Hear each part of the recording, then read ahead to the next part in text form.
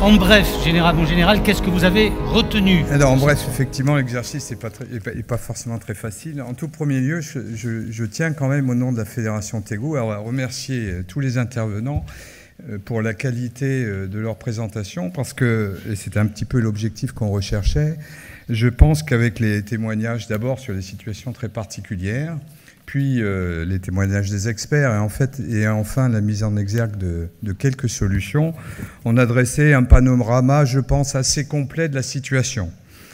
Et donc, je pense que maintenant, tout un chacun va repartir de cette séance avec matière à réfléchir, notamment avec ce que nous ont dit les experts de la table ronde numéro 2.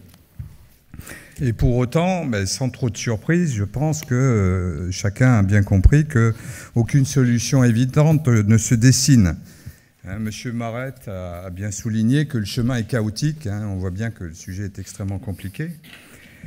Également, on sait que plusieurs des situations qui ont été présentées en introduction de ce débat ne trouveront pas de solution à travers la réforme. D'ailleurs, Mme Klein-Bauer a dit que ce n'est pas forcément une réponse retraite. Certaines solutions, certaines problématiques n'ont pas forcément une solution retraite et ont peut-être d'autres solutions. Ça, c'est une solution, un point relativement évident.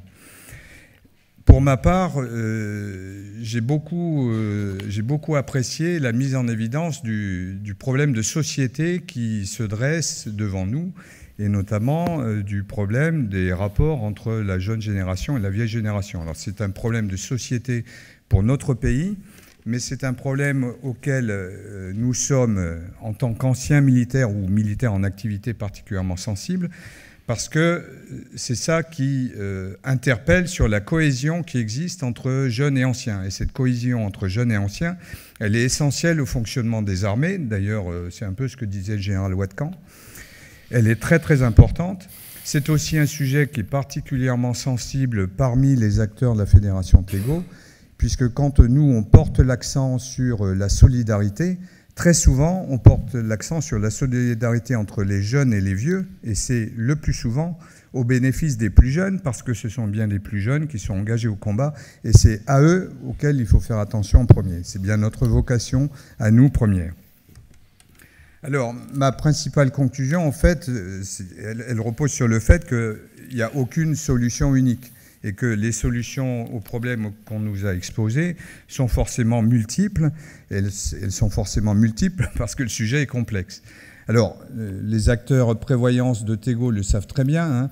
On sait très bien que pour traiter un accident en opération, il ne suffit pas d'un contrat d'assurance, il faut aussi un accompagnement humain.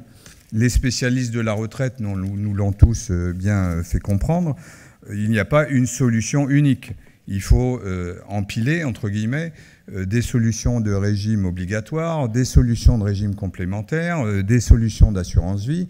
Et souvent, il faut commencer, pour beaucoup de familles, par avoir son logement. Et c'est cet ensemble-là qui permet de répondre à toutes les problématiques. Et c'est pour ça que très souvent, au sein de Tego, entre nous, nous soulignons que les questions de protection sociale, tout au long de la vie, sont avant tout traitées dans une approche patrimoniale globale. Alors, il ne faut pas se méprendre quand on parle d'approche patrimoniale globale. Il ne faut pas penser d'approche patrimoniale au sens commun du terme, mais il faut bien que nous fassions penser à l'ensemble de nos adhérents que toutes les problématiques de protection sociale, que sont de la couverture santé, de la couverture prévoyance, de l'épargne, de la retraite, de l'achat de son logement, de la préparation de ses études de ses enfants, tout ça s'inscrit dans une approche véritablement globale pour le maintien du patrimoine de la famille, et là-dedans, le volet social est tout particulièrement important.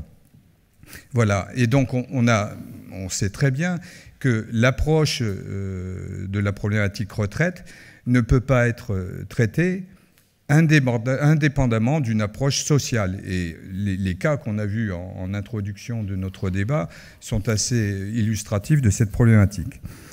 Donc voilà, au sein de Tego, nous sommes particulièrement contents d'avoir animé ce débat. Je pense que chacun va en ressortir un petit peu plus riche qu'auparavant. Et je vous remercie pour l'attention que tout un chacun a portée à ces débats. Merci beaucoup, Général Felten.